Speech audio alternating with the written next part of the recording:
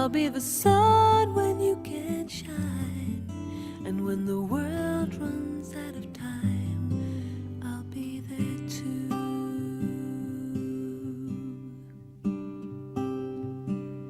Too many people, too blind to see. Too many roller coaster rides won't set you free. So chase the rainbow, chase the high, become the brightest in the sky. But when the world runs out of time, you'll come to me.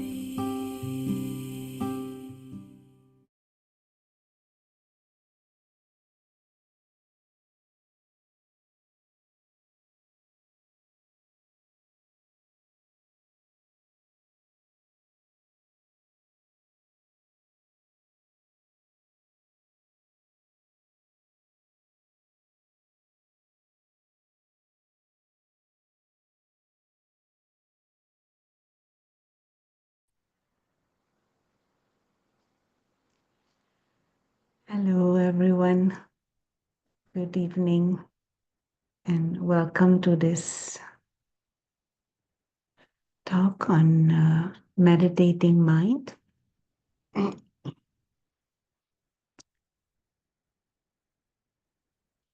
Let us start with a few minutes of reflection and meditation. And idea is tonight that we explore the workings of the mind and the power of your thoughts and the ability that we have to steer our thoughts into a more positive direction and stop negative thinking.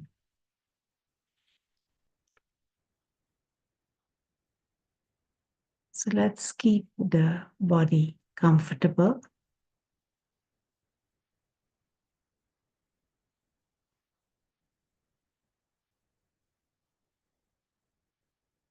And just shift your attention away from whatever happened during the day.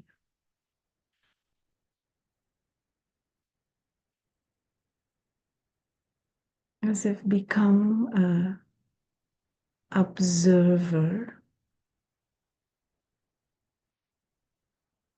Take a step back with your mind.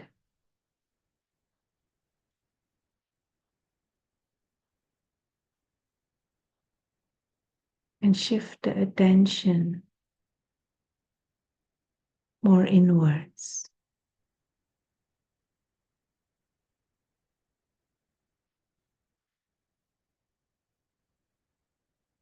And inwards means become aware of the fact that you are the one who is creating thoughts.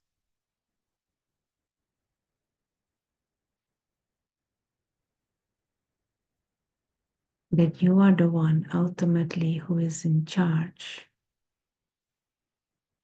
of your feelings. And there is a whole world out there and so much movement and sound. But just bring that attention back to the self and your own inner world and your own thoughts.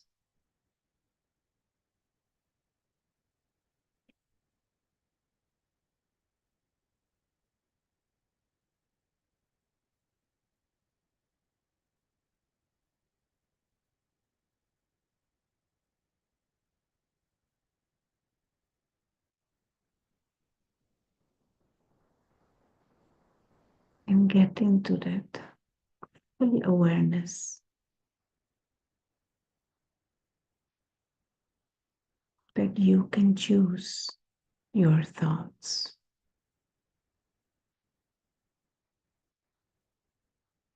You might not have used this power consciously for a long time.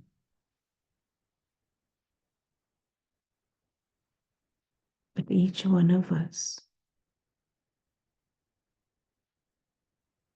is the creator of our own inner world.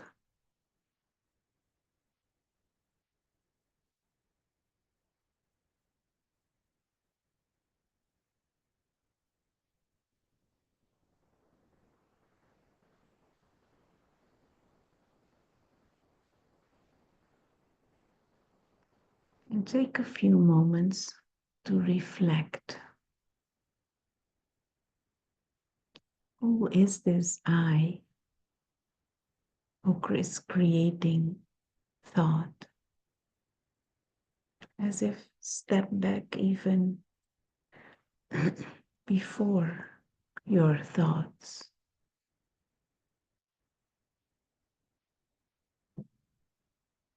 The being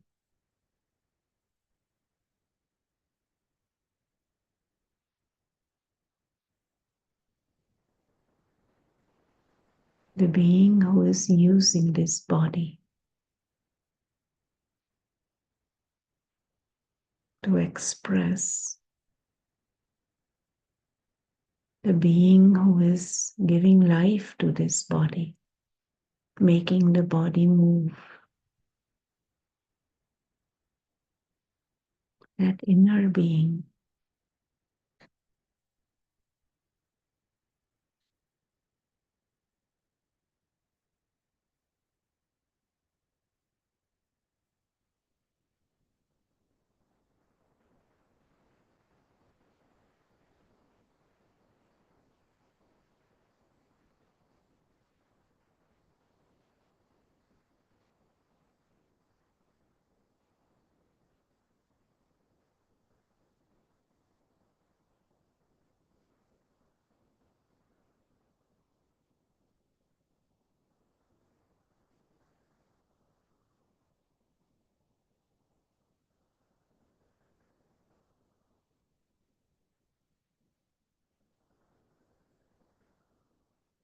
that inner being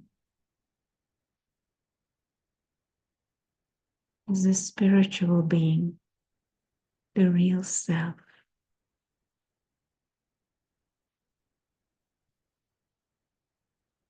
a being of consciousness.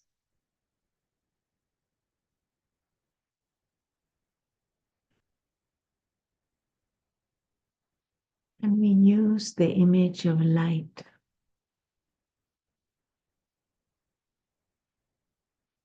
to pinpoint, to as if indicate the inner being, the higher being, true self, the soul. Timeless, living light, as if operating the body from behind the eyes in the center of the forehead.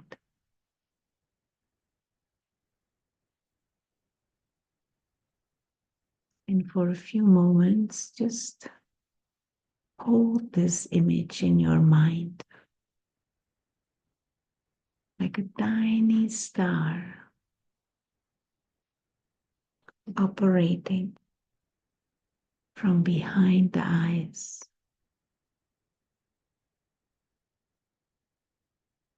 And just fill your mind with this image of living light.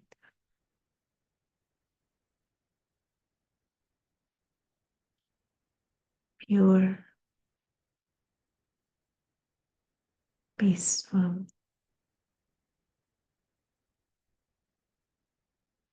serene,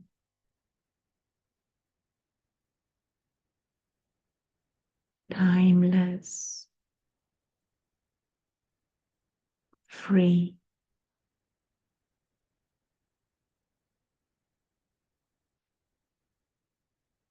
living light.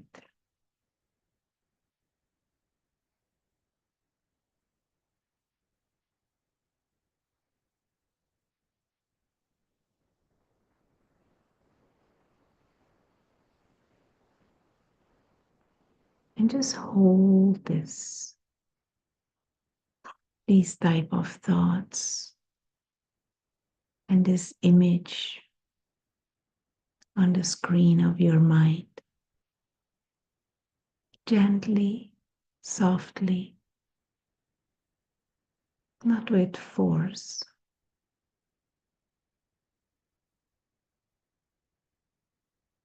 But because of interest.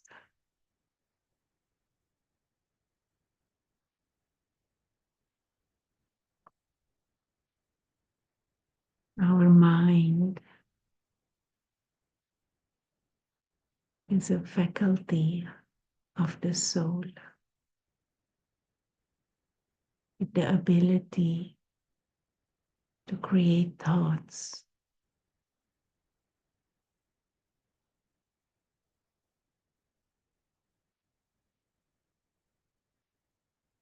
And we can choose what kinds of thoughts to create.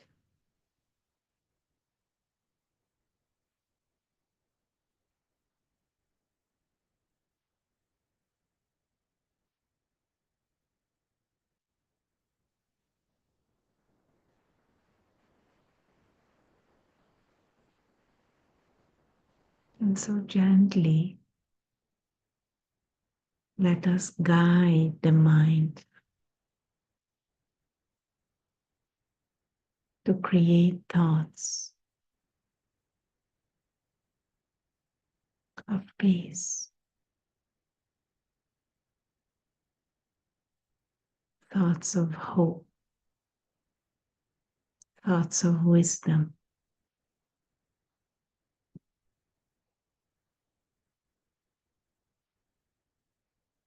thoughts of joy.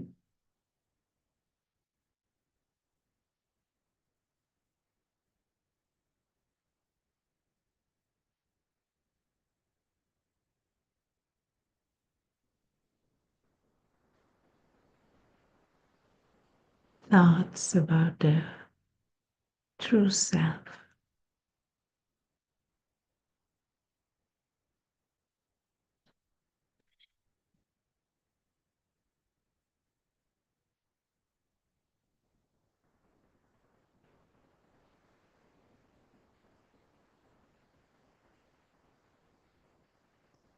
Thoughts about stillness.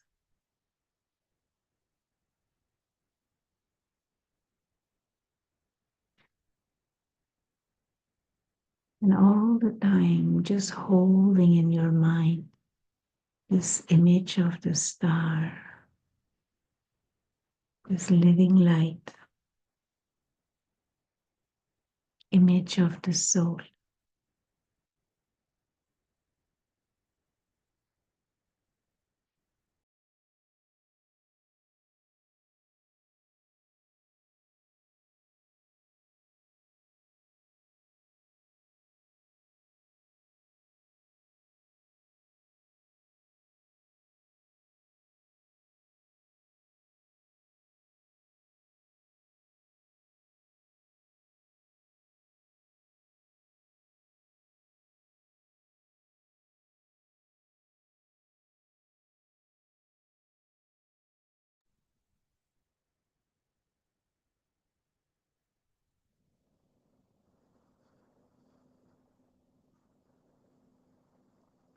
Thank you.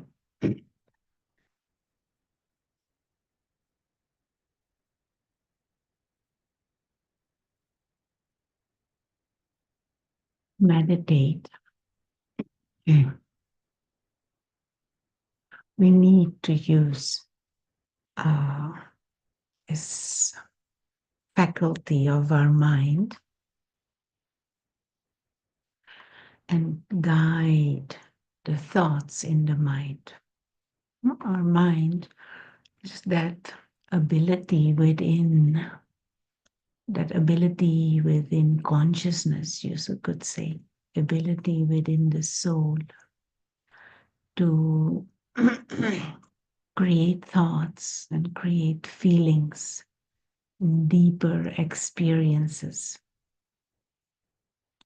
But what has happened with probably many of us, if not all of us, we haven't learned to use our mind properly. We were taught how to dress, how to walk, how to talk, how to read, how to write. We were taught many things in life, what to eat, how to eat, what not to eat. But we were not really taught how to think, what to think and what not to think. We were not taught how to use our mind.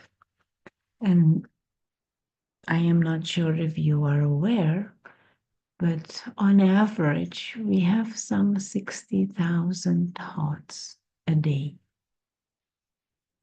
Maybe some of us even a bit more, some of us a bit less. And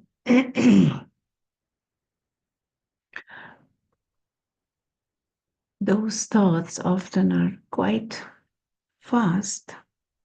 60,000 a day, that's not very few. But what is more important is what is the content of those thoughts. 60,000 thoughts in a day. If you have 1,000 thoughts a day of peace, or 1,000 thoughts of joy, just think about it. But what are the other 59,000 thoughts that are spinning in our head? And our thoughts are very much connected with our behavior ultimately. Our thoughts are very much connected with what we speak. Our thoughts are very much connected with what we do. Now, our thoughts leads to words. Our thoughts are like the seeds of our words, seeds of our actions. Thoughts are also what shapes the way we interact with others. But because our thoughts are not visible, they are not tangible, they are not seen, we many times tend to dismiss or not realize the importance of quality of thoughts. And we have not cultivated the ability to steer our thoughts or to consciously choose our thoughts. And so what has happened, this machinery, as you call it, you can call it this subtle machinery of thoughts, although it rules our mind, it as if has begun to function out of habit and automatically, like in a what we do not realize anymore where it is coming from, and sometimes we're even harassed by our own thoughts, and our mind, which can be our best friend, becomes our enemy, not our friend. And so these 60,000 thoughts, what kind of thoughts are they? If we can look at our thoughts, we can categorize them. One is there are necessary thoughts, not like thoughts for to organize your day, for example. I have an appointment at this time at 6:30. I want to connect for the meditation with the meditation center. I have to do groceries today. These and these are the projects for work, thoughts to organize your day and the things that we have to do for our daily, what is it, survival, or to go by your daily activities. But what we can observe within our own minds is that those useful thoughts or necessary thoughts can start dominating and they become repeating thoughts. I have to do groceries. I have to buy coffee. I have to buy coffee. I should not forget to buy coffee. I have to buy bread. I shouldn't forget to buy bread. I have to buy bread. Same thought, which was initially a necessary thought, a useful thought, then becomes a cyclical thought, a repetitive thought. And a repetitive thought becomes a useless thought. It becomes a waste of my mental energy. To think it once is good and important. But to think it twice is too much. And then to think it another 30 times is absolutely useless and a waste of my mental energy, a waste of my power to think, a waste of my mind. And coffee or bread, groceries is still relatively innocent, but there can be other kinds of thoughts that are just, what is it, swamping the mind, repetitive. I hate my boss. I hate my boss. My boss is always a pain. Huh? And this thought as if becomes a bully in your mind and bullies you and chases away all other types of thoughts that you may have.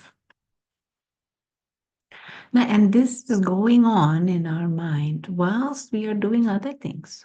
It is not that when we are sitting down or choosing, then these thoughts come. No, we have to do everything. We traveling on the subway, at home or at work or in the grocery store or when we with friends. This mind is continually producing thoughts. And it can, once that habit is created, once you have given away power, let go of the power to choose your thoughts, it starts creating all kinds of thoughts by itself based on impressions that we carry. Impressions from the day or impressions from the past or habitual ideas and thinking patterns. They just start, shooting thoughts into your mind. And it can even come to a stage that we feel helpless, just happening. We don't feel anymore that we are masters of the mind. And meditation is about gently, softly, sweetly, but surely, and with a certain confidence, taking back control of your mind and teaching your mind how to think and what to think, and empowering the mind again to think not just necessary thoughts, but actually positive thoughts.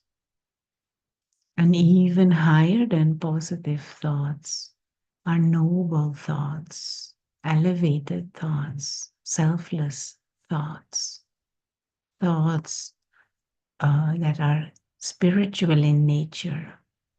That is where meditation begins, when we begin to use our mind for thoughts that have that quality of selflessness and purity and empowerment, and thoughts about the real self, the soul. So let us do a meditation exercise again before we go further. And after that, if you want to say something or have a question, just feel free. You can ask it. And if you don't want to talk, you can also put it in the chat. But let us first have an exercise. And this is a concentration exercise, a simple concentration exercise where you use this creative power of your mind.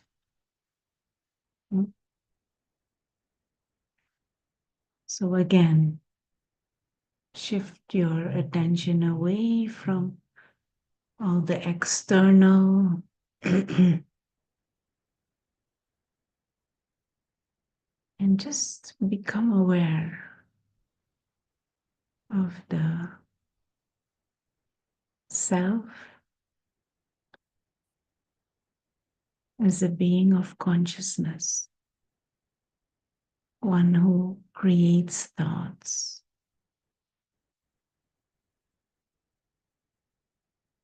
And we use the image of this living light, a being of light, a tiny star operating the body from the center of the forehead.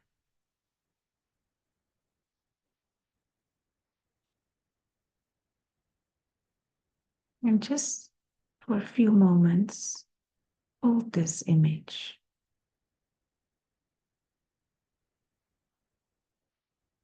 The real self is a spiritual being using the body.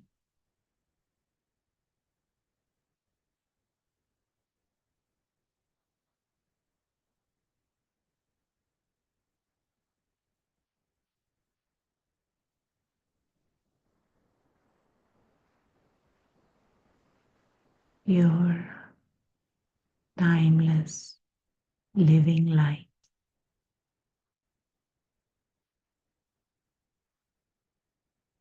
And now, in your mind, picture the setting sun over the ocean. See this vast ocean, and the body, you are using the body, and the body standing at the shore, watching over the ocean, and you're seeing this setting sun. And the glow, this orange kind of golden red glow of the setting sun.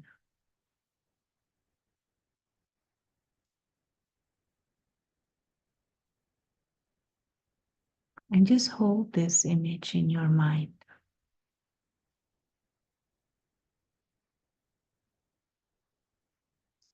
Perceive the beauty of it, the vastness of the ocean, stillness of the setting sun over it.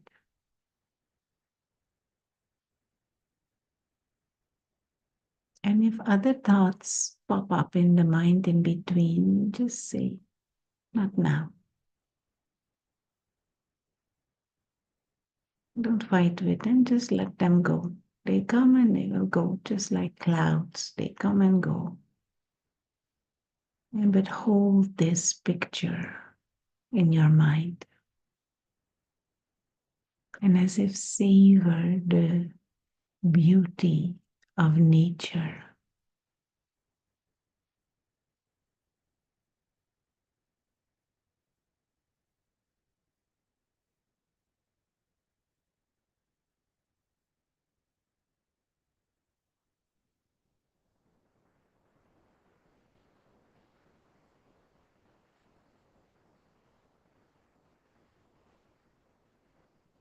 Just hold gently that concentration.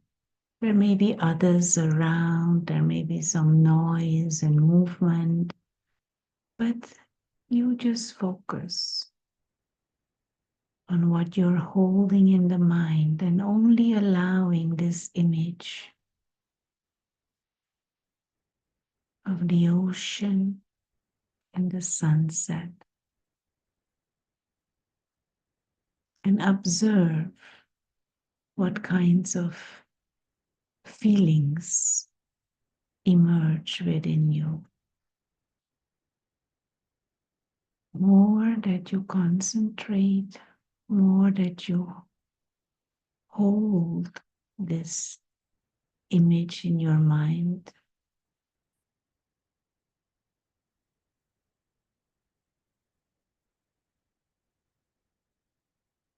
these feelings of calm, a sense of beauty, it starts flooding the mind.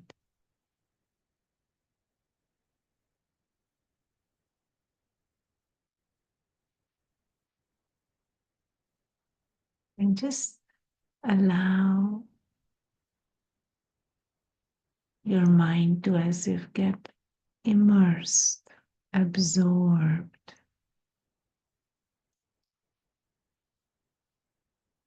in these feelings. And like we said, if other thoughts pop up, you observe them, but you don't allow them to continue. You don't build on that. You say, no, come back to that image of the vast ocean and the golden red color of the setting sun.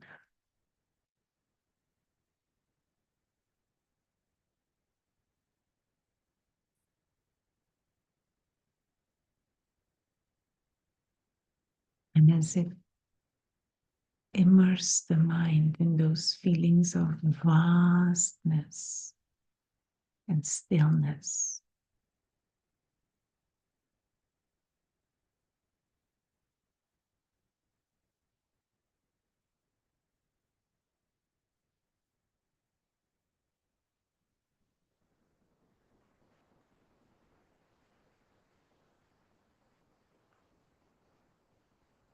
And as we gently choose to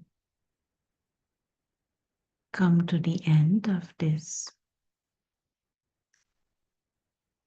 exercise,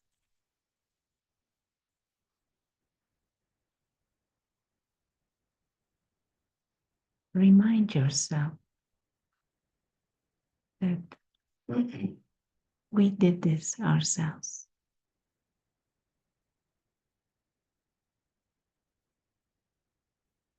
Whatever you're feeling, whatever you have been thinking, you have been guiding that. You have been choosing that.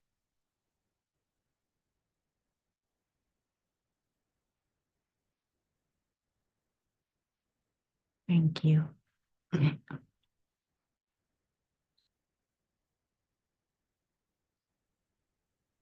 So, would anyone like to ask anything or say anything so far before we go to the next?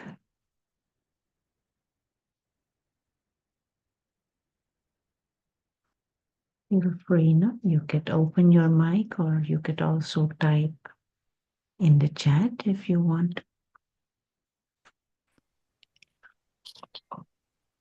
I have a question. Deepa? Yeah. Uh, Hi, Sister Rona. Um, I, what, how do we catch ourselves? Positive thinking is definitely one thing, but when it goes into the land of delusional thinking or fantasy, by mistake, like, because you're thinking positive so much, and especially because there's so much about it by so many motivational speakers, and so you hear it so much positive that you can manifest in reality. But then sometimes I catch myself thinking, wait, that's delusionally, but like, stop. Like, it's just not going to pop up like that. Things don't happen in that nature. Yeah. Yeah. Um, we need to, we will explore a little bit more of the different types of thoughts, no, that we can have, and what is actually a positive thought. And a delusional thought, I mean, we have to explore our own thoughts and the types of thoughts we have to see. But delusional thoughts can come from desires that are limited, no, and that are not based in realistic, what would be the word? Realistic life dynamics. I remember I had a friend many, many years ago. She used to tell me, Rona, I don't believe in this positive thinking, positive thinking, positive thinking that you talk about, because I tried it. Well, she was quite overweight for much of her life at that time. And she said to me, because every morning for a long time, every morning I will stand in front of the mirror and say, you are, you are thin, you are thin, you are thin. And I used to visualize myself being thin, and I used to try and manifest these thoughts that I am thin, but it never worked. It's not true. There is no power in thoughts. And I used to smile. And I used to tell her, so to have the thought, I am thin, is that a powerful thought? And where is it coming from? Because maybe it is just a wish or a hope, but you're not translating that thought into your actions.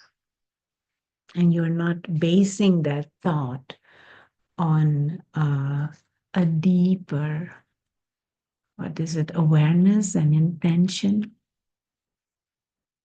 So that would most probably not be described as a positive thought, but a thought motivated by some frustration, a thought motivated by some sense of weakness or lack of self control, or desire coming forth from some programmed or preconditioned idea of how I should be, how the body should be, or how it should not be.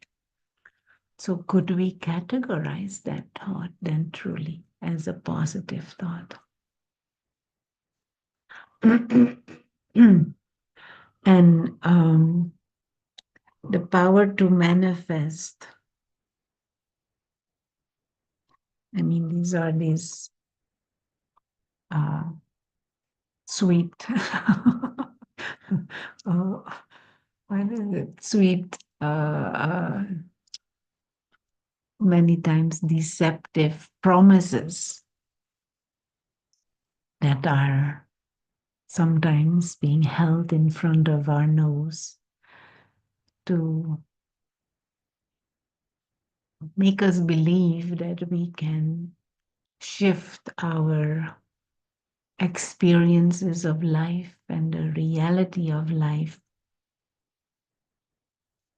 without having to shift our attitude and our behavior. And we do need to do that if we want to change certain things at a physical level.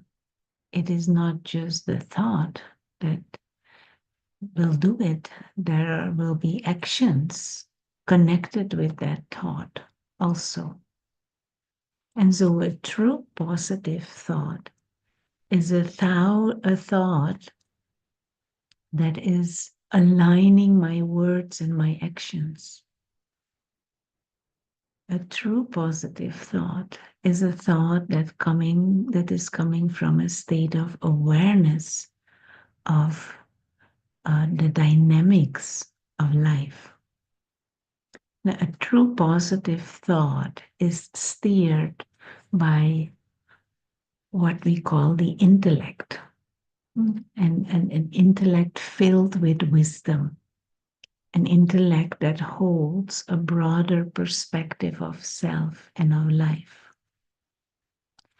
And intellect is the ability to discern, for example. The intellect is our wisdom. The intellect is our common sense, that faculty within the soul, within consciousness, that analyzes, that discerns, that decides based on a certain understanding that we have, based on the wisdom that we hold, the perspective that we have on life and on self.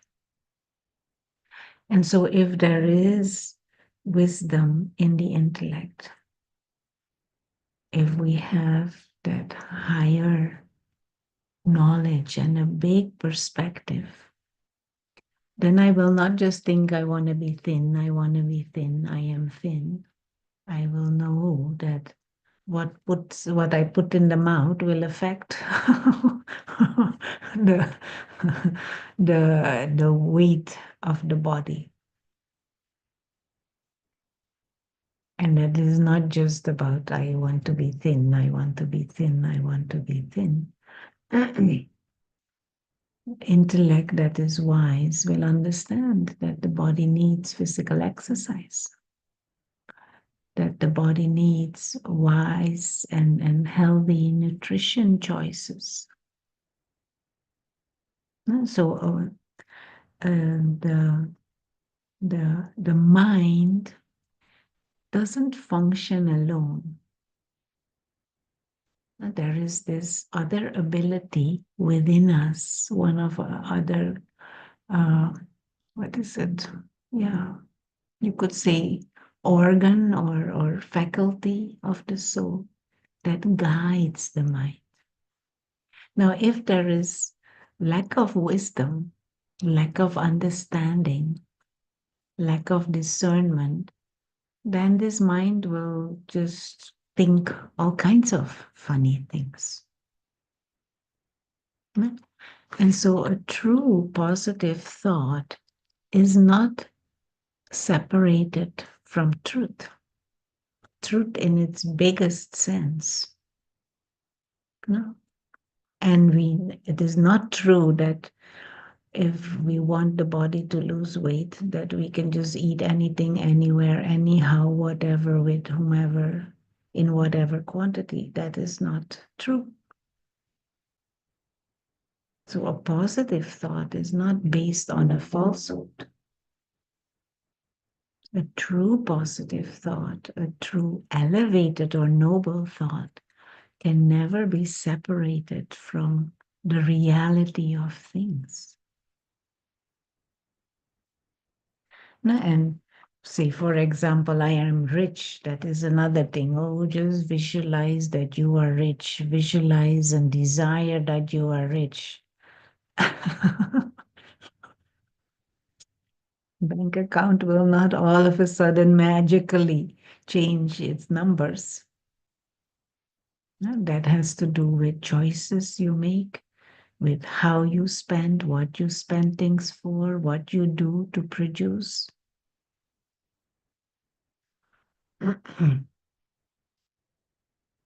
So it is a much broader picture. And someone who is wise holds that broader picture and stands in life whilst absorbing and informing the self in an accurate way, not overstimulating the mind with anything and every video and every type of information that is available, but you choose consciously what is useful, what is not, and create thoughts based on that. I hope that helps little. There's someone is asking, Dulce, if someone has a negative thought and put it into action, can that be called a sin? You know, this word sin is such a heavy word. And of course, it within the religious traditions, this word sin is, how to say, can even create a sense of guilt and stigma.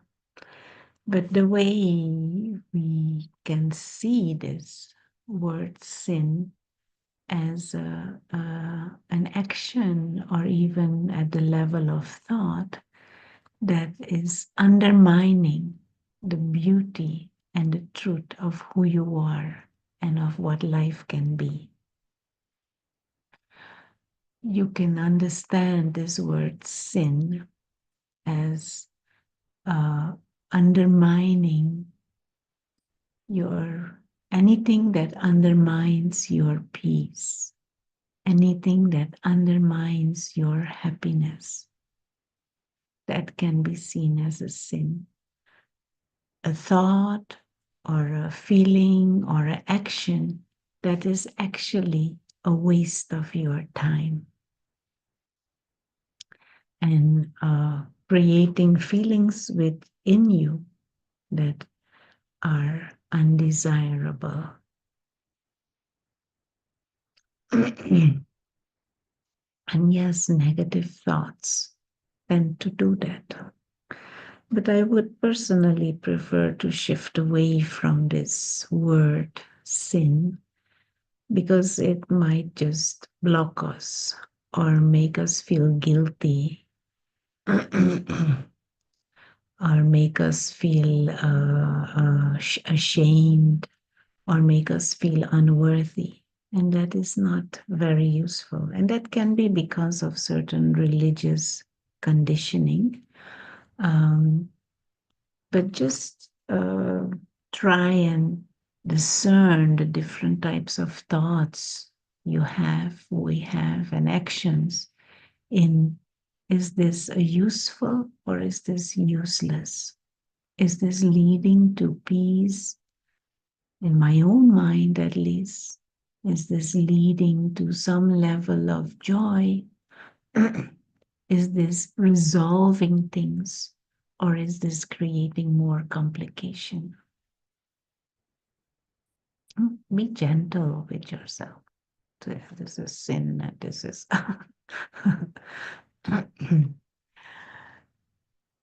There's another question from Eric. What would you say about so-called miracles like healings that doctors cannot explain, that perhaps are the result of changed consciousness and not so much of physical action? Can that happen in other parts of life too, like financial opportunities or relationships showing up in between brackets without having been, quote unquote, without having been pursued through specific outer actions? I'll give I'll share a story on this. And definitely that type of thing is possible or it happens, but it is much more subtle than we think. And it is not just uh, uh, a thought, like I am healthy, I am healthy. There is a deeper state of consciousness behind our thoughts. And I was already trying to explain that in the context of our intellect, our deeper beliefs systems, our deeper health understandings, which we call awareness, our state of awareness, that promotes certain thoughts. And if there are shifts at that level, then definitely there can be miracles. And I'll share a story of a lady. This is a true story. There was this lady, she was studying in university and she was studying psychology. And both she and her boyfriend. And all of a sudden, she received an inheritance from a far aunt. And that aunt did not have, but she was the only family member of that aunt. And she received a huge fortune. Her aunt had a furniture business, a business chain, a furniture business chain all over Europe. And she received that everything.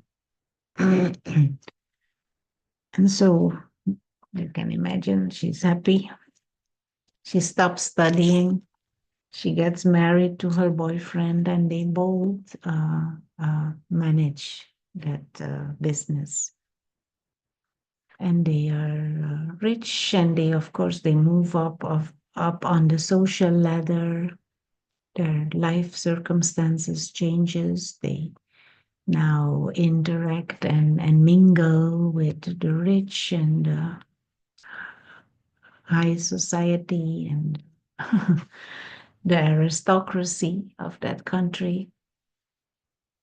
And she's enjoying that. She's having big parties and she shops in the most expensive shops and different houses in the countryside where she regularly has these social gatherings and parties.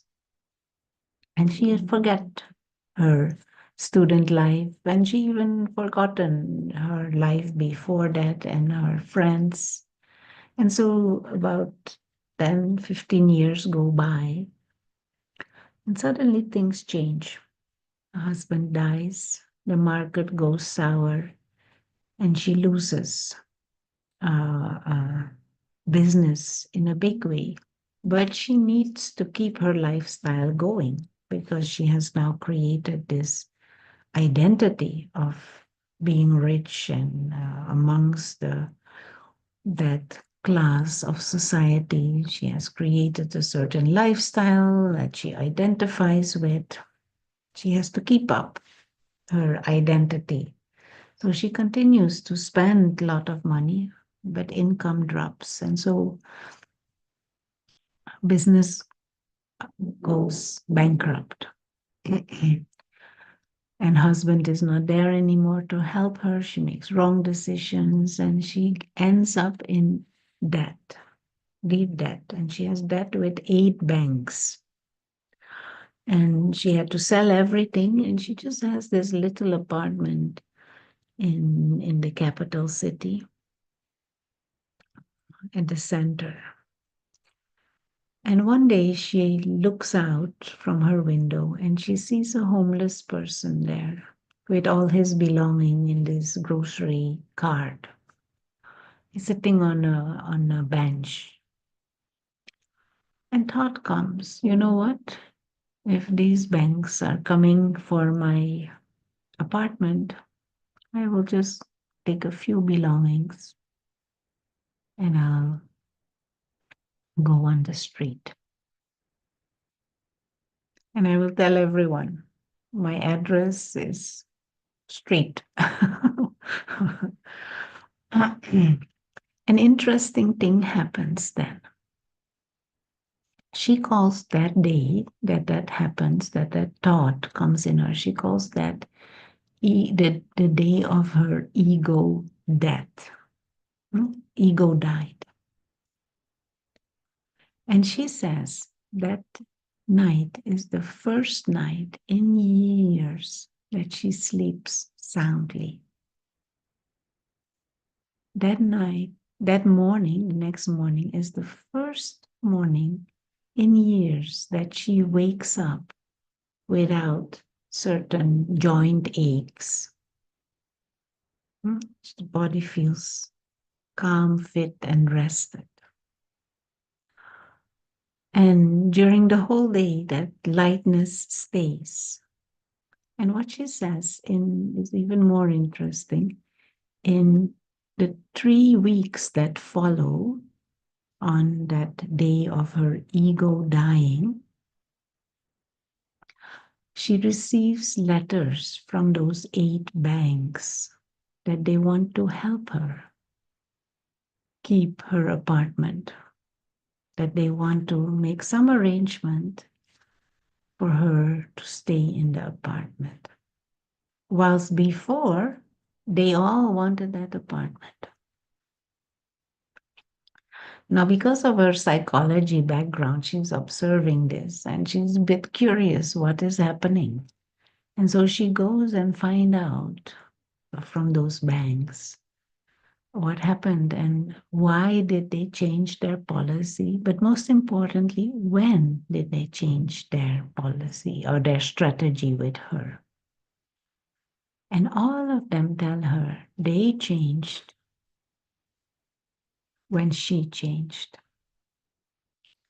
After that day that she dropped that big ego of being rich. And these shifts of consciousness definitely can shift things around. But mostly we do not do this consciously. Usually this happens with us under pressure or under, in her case, bankruptcy. And so it is not about sitting and creating the thought, oh, I want these banks to stop, I want these banks to stop. There is an inner block. And that usually is ego. Some form of ego. And when we drop that ego, then the energy that is released and the thoughts that are released, that has power to shift things around. Our inner factors do create our outer world, invite our outer circumstances. But it is not just a selfish or limited wish that does that. The benevolence of the being of consciousness has to emerge and to drop the falsehood and the limited tendencies that we hold. When we shift that, then the power of elevated thoughts is released. And that has the power to shift things around. But that is not about just I'm thinking I want to be rich or I want to be healthy. Our conscience has to be aligned with that. Our knowing, but also our physical actions in alignment. Okay. Time flies as always. And so meditation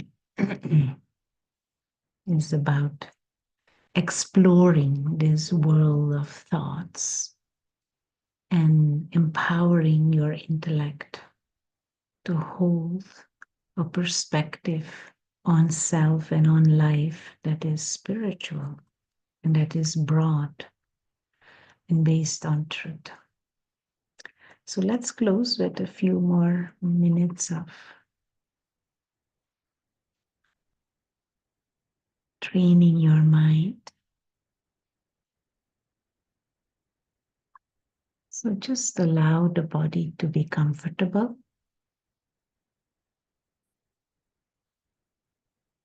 And shift your attention away from the gross and the noise and the external, and become aware of the self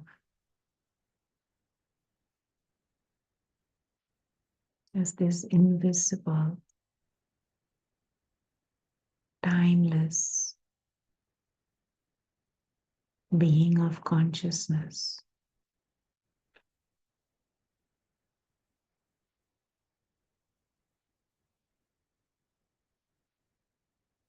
And we can use the image of light, tiny star,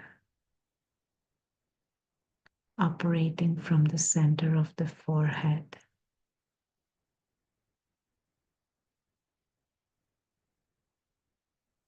Pure, timeless, serene, living light. One who is a guest in this body, a guest on this planet.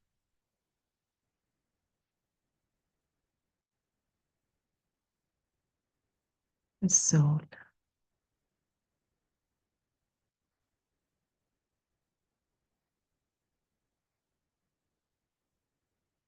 Thank you. And for those who are in the in the vicinity of the meditation center. The meditation center is unfortunately, well, fortunately, but it's still under renovations. It will take another 2 more weeks or so. So we will continue with our activities online, but within 2-3 weeks, just keep yourself informed about it, and we should open. Hopefully, the beginning of next month, we are open again. And then you're most welcome to stop by or to come for a course or a lecture in person, or to just visit the meditation room.